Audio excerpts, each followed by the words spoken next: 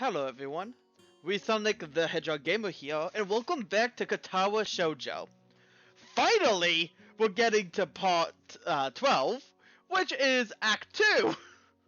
We have finally reached Act 2. Hallelujah! And we're also on Hanako's route. My alarm blares into my ears, only to be swiftly silenced by my fist. Free punch! My body switches into auto mode, carrying my subconscious self out of bed and into my uniform. As always, my bottles of pills sit on my desk patiently, waiting for me to take them and pick out my daily dosage of medicine. 17 pills a day! Jeez. Before I know it, I'm opening the door to Class 3-3, glad to see that I'm not the only one who seems to be a little hungover from festival week. Every face of the classroom looks gaunt. With the festival now over, it's as if everyone's life dreams have been achieved. With nothing left to live for, the students have relied on instincts alone to guide them to class. Or maybe I'm just reading too much into it. I slowly make my way to my seat, and it's only then that I realize why the room is so peaceful. The seats beside mine are blissfully empty. The world's loudest interpreter for the deaf has yet to arrive. Ah, fuck! Why is Misha scary? I'm terrible at horror if I keep jumping to Misha, of all people. Oh my god, what the hell? Just as I'm about to sit down, the door flies open, revealing a resplendent Misha, drills bopping from the dramatic entrance and arms stretched towards the sky. Yahoo! It's over! It would appear that not everyone is affected by the post-festival depression. The rest of the class glare at her, obviously thinking the same thing I am. Misha still frozen in the doorway with her arms still in the air, nervously looks around. It's obvious that she senses the foul mood, but can't work out exactly what to do. Suddenly she jerks forward. Hey! As she steps to class, she reveals Shizune, arms still extended from where she shoved Misha. Thanks for the entertainment, but shouldn't you two take your seats? Still slightly embarrassed, Misha takes a few seconds to realize she has to translate. Oh yeah, she just said she's not happy with you ditching us last week. We were really busy. When did I agree to help you? Is that so? What about the stuff I already did for you two? She says that only counts for council members. Since you declined, she doesn't owe you anything. Misha leans closer and whispers conspiratorially into my ear. Actually, I think she's just a little sour that you didn't spend the day with her. Well, I'm sorry, I'm not on your route. I'm not on your route. I have other stuff to do. She's really thankful for your work last week, though. Sensing that she's being talked about, Shizune lightly wraps her fingers on her desk until Misha turns around to face her. I can't understand any of the fast-paced siding that's going on, but from Shizune's slightly embarrassed expression, and Misha's poorly contained laughter, I can guess. While this exchange is happening, the door opens once again, but this time at a much more reasonable pace. Hanako! Hanako quietly enters the room and pulls the door closed behind her. Peering out from under her hair, she quickly scans the classroom. Our eyes meet as she suddenly stiffens. She closes her eyes, takes a deep breath, and then walks over to my desk. Good morning, Hasao. Morning, Hanako. You're a little late, aren't you? I was talking to Lily. About today. Ah, so you got her list then?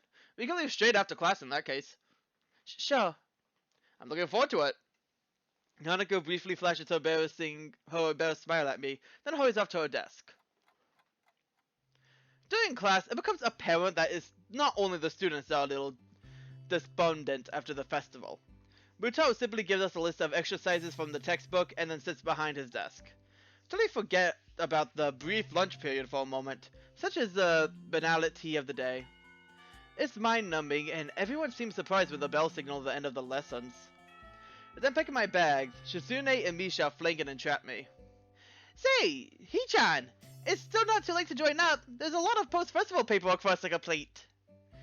Sorry, Misha, I've got plans. As if sensing the cue, Hanako appears behind me, holding a small bag and trying to avoid eye contact with the outside world. Misha's eyes open wide, then she bursts into laughter. You move fast, don't you, Hee-chan? We won't disturb your day any further! Behind the roaring Misha, I sense Shizune taking far too little interest in the scene. Might be taking this the wrong way, but I think she's deliberately ignoring me. I feel a gentle tug on my shirt and turn to see Hanako's eyes fixed firmly on the floor. Let's... Got ya. Shizune, Misha, I'll see you later. And I'm still not interested in the council. Spoil sport! Misha and Shizune retreat into the hallway, happily signing to each other. Got your stuff? Let's head out. Let's head off. Floods of students pour out of the school gate and onto the road into town. It's a little weird. It's almost a scene from any other high school, but the illusion fades because of the occasional wheelchair or missing limb. One thing I do notice is that nobody's alone. And as Hanako and I pass through the gates, I notice that she closes the distance between us. She's even closer. Not enough to be considered close, but she certainly isn't at her usual, just a little far position. I guess we're not familiar enough for her to get as close as she does with Lily. However, even though she has moved a little closer to me physically, mentally, she seemed to have traveled a mile. Her hands clutched around the leather strap of her bag to the point of whitening her knuckles, her head down and her mouth pursed closed. She almost looks like she did walk to the principal's office for the first time. I try to stifle a giggle at the thought, but it's futile. What's the matter? I guess there's no point in hiding it. Sorry, for a second there, it looked like you were getting in trouble. What do you mean? I think you need to relax. We're not going too far, and it's only students around, right? Right. It bothers me a little to see Hanako so worked up. And you do this every week, don't you? Yes, with Lily. Of course with Lily. I wonder, has she ever left school without her? Doesn't seem like much at first glance, but Hanako's dependence on Lily is absurdly heavy. If she can't even handle leaving the school without her, how would she have managed to survive if the two had never met? Would she have found someone else to latch onto? And what drew her to Lily? Might have helped that Lily was blind! Was it her lack of eyesight, or was Lily just kind enough to lend a hand? Oh, so that, it honestly could be the latter, considering that's our case so far. What if anyone would have fit the bill? Well, I'm here. Besides, we're not going far. I'll be over before you know it. Hanako's knuckles slowly regain their color as she tries to hide a small smile, but the effort of that seems to prevent further conversation. We travel side by side down the winding road towards the town. The crowd of students thins as we continue along the sidewalk. Faster students rush ahead, and the less mobile ones fall behind, verifying the crowd into nothingness. By the time we reach the convenience store, we are practically alone. Using me as a shield between herself and the attendant, Hanako moves through the narrow aisles, adding an assortment of items to her basket. Bread, milk, tea, thyme? What kind of convenience store sells herbs? To be fair, do you even know if there's like a proper full-on grocery store here? So far all we've gotten was the convenience store. Then again, nothing about this town seems normal, which may not be such a bad thing in retrospect.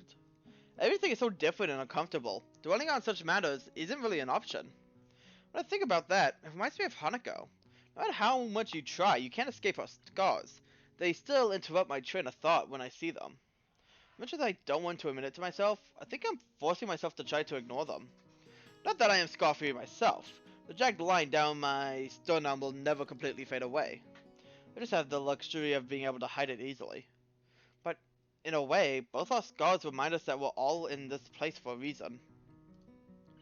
Hanako throws one last item in her basket, then sheepishly holds it out to me, along with a few banknotes. Could you, please?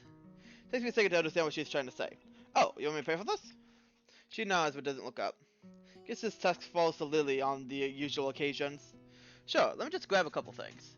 Hastily, I grab a few essential items for myself and head to the counter with Hanako in close tow. The attendant gives us an indifferent nod as he scans the items. I suppose just ignoring us is one way to deal with the anomalies of Yamaku. They must get a lot of students here, being the closest store to the school. The staff must all have their own way of dealing with things, with us. Maybe they don't. Maybe it's only me who thinks twice about all my unique schoolmates. We've also only been here for a week. We haven't exactly gotten close enough to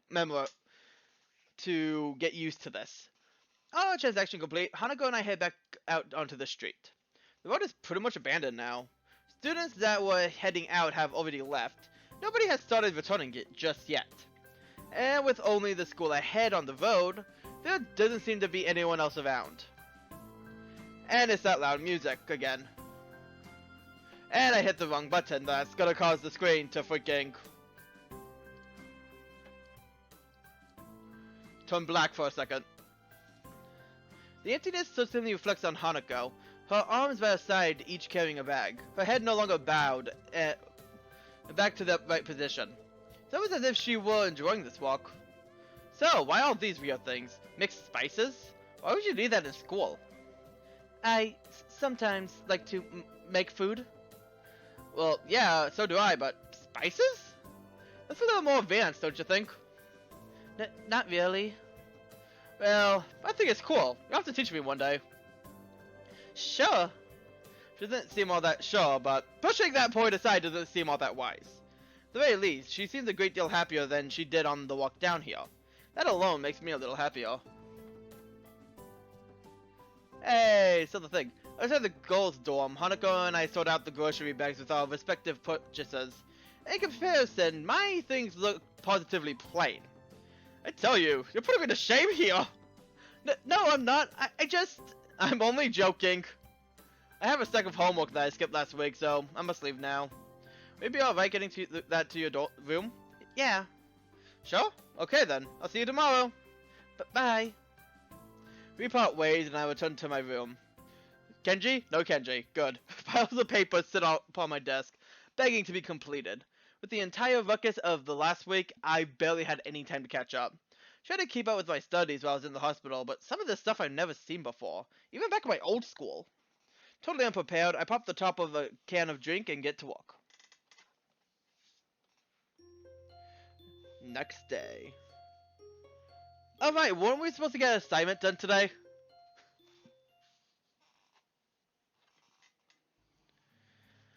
The days are really starting to heat up. This morning, I woke covered in sweat. By the time the student body starts leaving the dorms for breakfast and morning duties, then is taking full effect. Oddly, this puts me in high spirits. It's not even 8 yet. I feel that this day is going to be one of those pleasant, tranquil, warm ones. If I went at a school that considered every absence from class as a sign of life-threatening situation, I consider skipping the whole day and just relaxing in the school gardens. Yes, today will be a genuinely lazy day. For a second, I stopped in mid-stretch and considered the nurse's warning about exercise. Maybe I should keep up those morning jogs. When it was someone like Emmy, might have been a little testing. But if I work at my own pace... who am I kidding? I'm going to stick to something like that without some kind of motivation. It's not like I can sit around all day. The walk to and from the convenience store counts as exercise, right? Especially the walk back up the hill. Yeah, it's no big deal. Compared to months lying in bed, I'm getting plenty of exercise. Seems that I'm not alone in my appreciation of this day. Nearly every member of the class is glancing through the window and into the tantalizing sky. Even the steadfast Shizune seems to lack her usual vigor for schoolwork. Misha, as brazen as ever, has even unbuttoned the top of her shirt and is fanning herself with a notebook. I must have been staring as she's now sticking her tongue out at me. Hell, she shows no signs of halting her efforts, nor is she trying to hide the fact. And we don't get a CGI of it. The lunch bell seemed to... not CGI, is that what it's called? I forget what the individual pictures are called. The lunch bell seemed to catch everyone by surprise, and the class empties at a much slower pace than usual. The heat seems to be draining the need to rush from everyone. Well, almost everyone. Hisao? Hey there, Hanako! What can I do for you today? Hanako already has a lunch bag in hand. I don't have to be a detective to find out where this is going. Would you like to have lunch with us again? I brought enough for everyone. Awesome! You don't have to be so stiff about it, though. Right. I think we're going to the tea room? Please. Lily said she'll meet us there, so we should go ahead together. Sounds like a plan. This heat's making me pretty hungry. I could breathe a sigh of relief and I gather my things together. As usual, the aura of the tea room is refreshing, feeling isolated from the rest of the world. Then again, the usual din of the school seems to be a bit subdued, most likely from laziness prompted by heat exhaustion. Hanako slowly spreads her food on the table, intently focused on every little movement. as if she's trying to keep her mind off other thoughts. It's not much, but I can tell from her demeanor that she has prepared everything with utmost care. Guess Lily isn't here yet. Should we start without her? She'll be here soon. Hanako struggles with the lid of the container of rice. Here, let me help with that. Take the container from Hanako's hands and try to force open the lid. Try as I might, it seems wedged shut. Let me guess. Did you put this in while the rice was still hot? Yes, I was in a rush. Put the container on the table between us. I thought so. Looks like it's wedged shut. We need some hot water to get open. But that could be a pain in here. We'd get water everywhere. Well, in that case, how about I contribute to today's meal? At the door, Lily smiles while holding a bag stoked with various buns and bread rolls. I can't help but do the same. Since you two had a change of plans because of me, I thought I would bring a little something. Thanks, Lily. Here, let me get that for you. With little guidance, Lily's bread assortment joins Hanako's riceless platter. I hastily make some tea to complete the picture. Well, I'm looking forward to this. Let's take a bite. I notice Hanako trying her hardest to not look like she is looking at me. Nothing special, but then again, I can't really complain. I'm pretty lazy when it comes to cooking for myself. Not bad. This is made with the stuff you brought yesterday? Yes. Hanako's eyes shout at me, begging me for some kind of feedback. Well, it was clearly worth it. Thanks, Hanako. I wanted to show you this after yesterday. It's okay. I was just a little surprised at the stuff you were buying. Hanako's always like to experiment when it comes to food. I think it's good, most of the time. Well, Lily's smile doesn't waver. The slight change in her tone tells me that things have not gone so well in the past. Which, to be fair, that will happen when you're new to cooking. So I don't exactly blame her. And it's not like Hanako has many people to sample her cooking.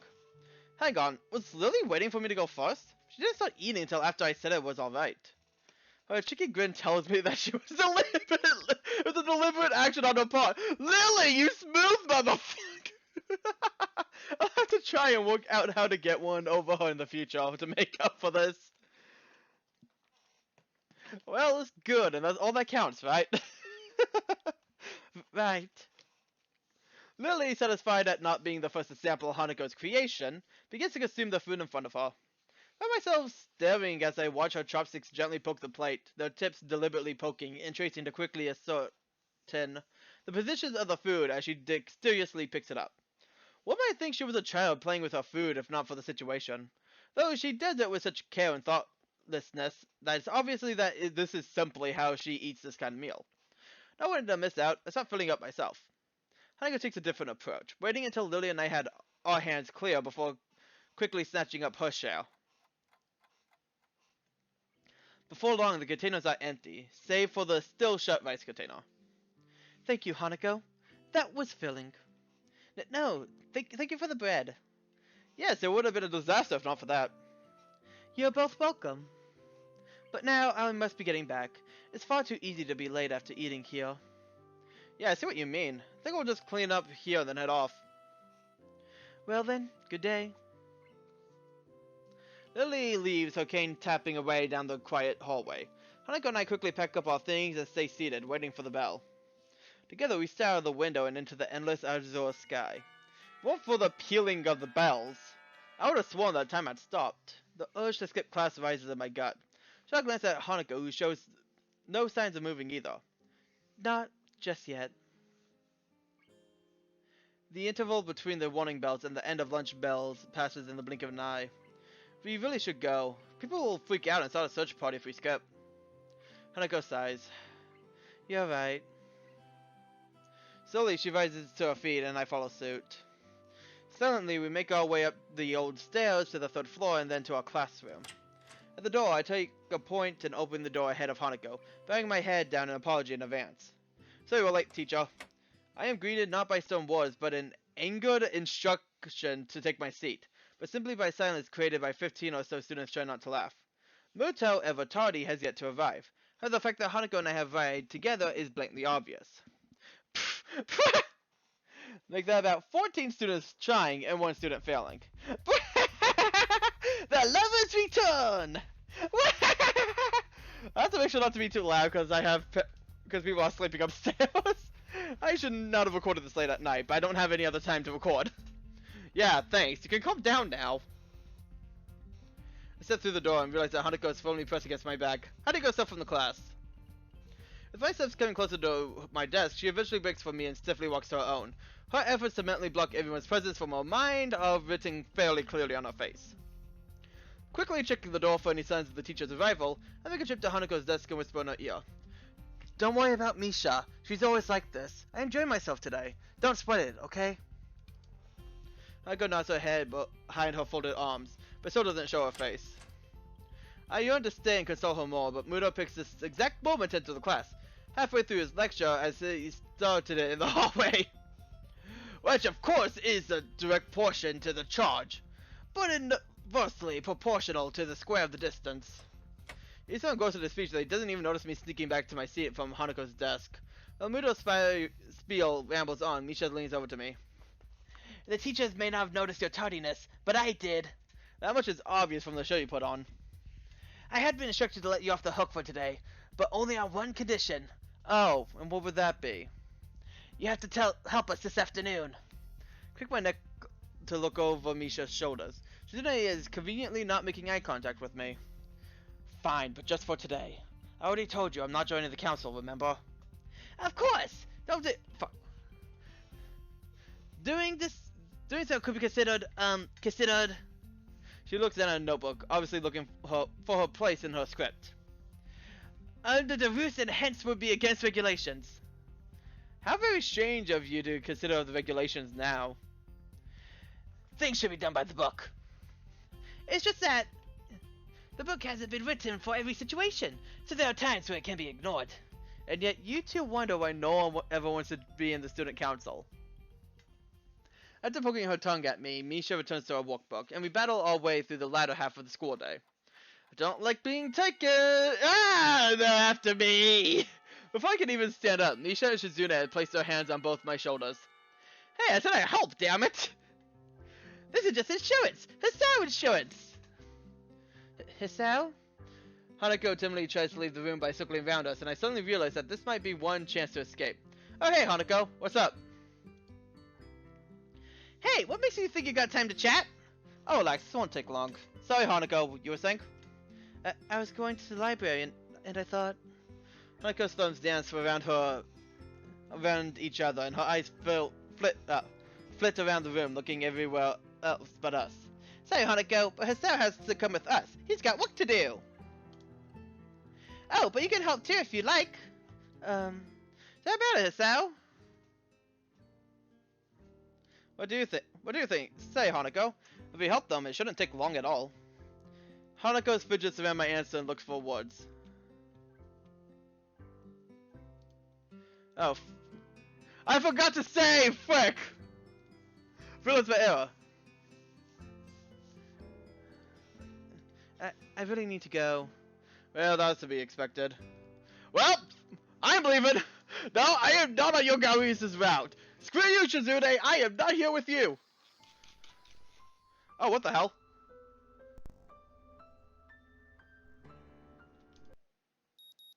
Wait a minute. Oh, I can trigger that scene at any time by going to the previous and going in. Oh, frick. Skip mode activate!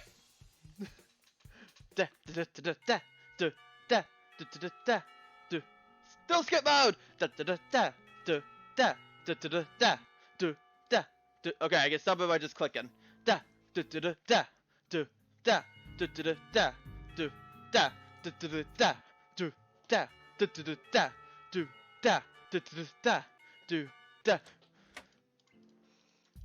Okay, we're about here. I'm just gonna fast forward real quick.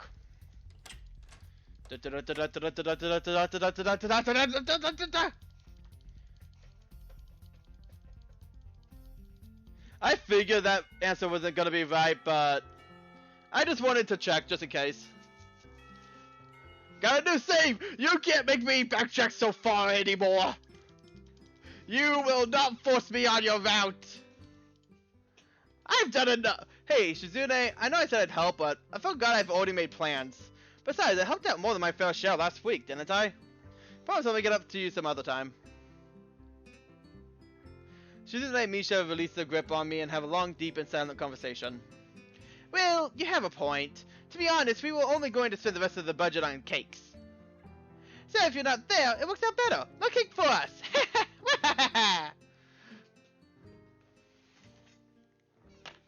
It wasn't even help.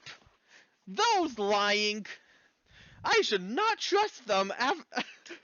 Why did I think I would trust them? Like, seriously. Soon they about faces and marches out the door, and Misha skips out after her. Well, that'll be a lot easier than I thought if it was going to be. Last week those two were like bloodhounds, or prison guards. Or maybe prison guards bred from bloodhounds. Can't believe I just thought that, let alone sing it out loud. I just need to move away from Kenji. Never mind. Anyway, should we go to the library? Sure. Hanako follows me through the still crowded hallways to the library, using me as a shield. Ah, hello. Yuko, that's what her name was. Soon as we are through the door, Hanako bolts for the counter where Yuko is stashing books. Before I catch up, Hanako has whispered something to her. You find that in non-fiction, but I don't know where exactly. If you want, I can look it up. Never mind. Hey, Yuko, what's all this about? Oh, Hisao. Hanako's looking for a book on... nothing? A book on nothing? In the non-fiction section? I was just, I should glance at Yuko. She looks like she's about to burst from the presence of keeping Hanako's request secret. Yuko, what did... Chess! She's looking for a chess book. But a mental note to never trust Yuko with any important information. Yuko! I'm sorry, Hanako. It just slipped out. Well, it's not a secret anymore. Come on, I'll give you a hand. I should really brush up on my skills, too. Okay. Hanako was gonna impress us with her skills! She wanted to read the book so she could impress us on her skills! And then feed us! Oh, Yuko! You fool! Oh, that would have been so lovely! Well, I'm assuming she wanted to impress us with her skills, but considering she wanted to impress us with her baking? Yeah, no! I'm pretty sure that is a possibility. Yuko disappears behind the counter in shame as Hanako and I wander into the depths of the non-fiction section. I know there's supposed to be a system for categorizing these books, but I don't see how anyone can decipher it without spending half their life researching it. That's probably why all librarians I know are neurotic. Towards the end of the aisle, between a book on card tricks and some books on kids games, stands a single book bearing the title, Chess Tactics for Champions. If I can reach it, Hanako has the book in her hands, clutching it to her chest. Well, I guess that's yours then. Mind if I borrow it when you're finished? Sure. I just haven't really played against anyone but Lily before, so I thought, damn, it's not like I was trying to beat Hanako deliberately or anything, but she seems to have taken it to heart. Then again, at least this means she wants me to play again. That's a plus, right? Well, it's not like I'm a master or anything, I just played a bit before. Could have been that I haven't told Hanako about my condition. Thought for a second, deciding to cover my tracks. That's a conversation for another day. Before I came here. Are you alright? Yeah, I was just remembering something. When I think about it, I shouldn't be afraid to tell Hanako about my condition. And my time in the hospital, judging by her scars. She already spent a fair amount in the hospital bed. But for some reason, I can't pick it up. At least not today. Not on short notice. Eager to break off the conversation, I grab a random book from the shelf. Some book on world's fastest roller coasters. Published in 1982. Well, not very up to date, but it should be interesting. Well, we both got books. Shall we go sit down? Hanako seems to accept my bluff, and we head to the reading nook in the back of the library. Neither of us says a word. We simply open our books and start reading. Try to read my book, but it would seem that 1982 roller coasters weren't nearly as large as the ones built in the decades since. Most of the ones listed are made out of wood, something that doesn't seem safe to me. Yeah, no, same here. If I'm going to write something that seems potentially dangerous, I want it to be made out of steel or some kind of space-age alloy that have big words like titanium and lithium. Quickly lost interest in my eyes wander across the reading area to the rest around Hanako. Hanako seems absorbed in her book, flickering back and forth through the pages as if confirming what she just read. To be fair, that book also likely has a bunch of pictures in with it to like give detailed examples. Because I actually have a few chess books myself, and that's what they did. And then again, some that I had were also like challenging ones. So it's like solve this puzzle, get the king checked with this sort of situation. It's fun. I like chess. Wonder if that's actually effective or if she's just overloading herself. She unconsciously brushes her hair from her face, temporarily revealing her scar issue. Still not sure about the protocol here. Would I like to ask her about her scars or her past? How long she was in the hospital? Does she still visit the doctor? These all seem like questions that you'd ask someone who just transferred to your school, translated into local language. But to date, no one has directly asked me any of them. Well, except Bryn, but I don't think I should use her as a guide to proper social behavior. For the time being, I'll keep my mouth shut. If someone wants you to know something, then they'll tell you. Trying to force the issue might drive Hanako back into herself. Sorry to interrupt, but I have to close the library now. Already? Check my watch. Somehow as I lost in thought, nearly 2 hours have passed. Do you want to check out those books? I can do it on the way out. But please. I'm done. I'll drop this one back on the way though. It wasn't as interesting as I first thought. Hanako marks her place with a slip of paper and stands up. The girl's headed to the counter and I return to my book to what I think is the right shelf. Yuko scans Hanako's book with practiced precision, yet still manages to fumble it. There we go. Third time's lucky. Since this is a non-fiction book, you can only have for a week. That's okay. Yuko shuts down the library's computer and heads us out of the store. I didn't think it was this late already. But you're the one that told us you had to close. Yes, I know, but that was before I looked at the time. I'll see you later. Yuko bolts down the hallway, her handbag trailing behind her like an awkward streamer. I guess all librarians really are neurotic. Huh? Never mind. I was just thinking that I've never met a librarian that can organize their time, no matter how good they are with their books. Oh, I know what you mean. Hanako smiles in amusement. It wasn't meant as a joke, but I must have reminded her of some other librarian or something. I have to get back. Yeah, me too. I didn't realize it was this late. Thanks for letting me hang out with you. No problem. I'm going to my dormitory room now anyways, so do you mind if I tag along? Okay. Hanako sets off ahead of me, and I need to jog a little to each other's side.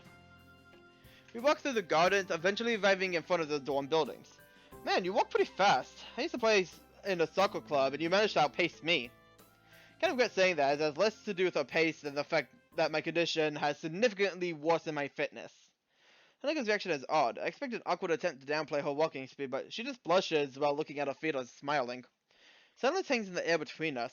That happens often around Hanako, but feels slightly different than usual this time. After a few seconds, I try to break the silence. Here you go. See you in class tomorrow? Sure. Hanako waves a short goodbye before pushing her way through the dorm's doors. I stand and look at them for a while before making my way to my own dormitory. And that's where we're going to end it for this time. This is Resonic the Jug Gamer. We are bonding with Hanako so much! Like honestly. She has opened up so much since we started. Like seriously. But anyways, it's been 33 minutes. 34 actually. That's all for this time. This is Resonic the Jug Gamer. I hope you enjoyed the series so far and hope to see all you guys again next time. See you guys then.